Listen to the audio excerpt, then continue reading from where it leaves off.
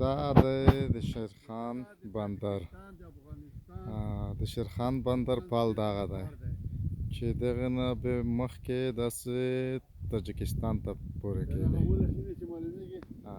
دا مخامخ بالکل مخامخ تاجکستان دی او دا یې بندر دی. دا دریای آمو دی. دریای آمو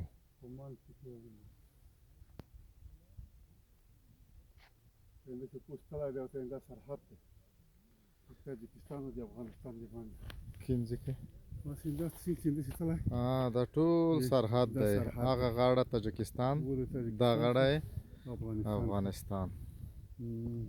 دغه دا زړې کښتۍ دي چې په دا کې وخت کې خلک تېرېدل په کښتیو کې. دا په اړه وخت کې نه و. نو دغه کښتیو کې به د دې خوا نه یې خوا ته دا ماشیني یې لرل. ډېر ښه. دا ډولې دا پیرادرخانې د افغانستان دي. دا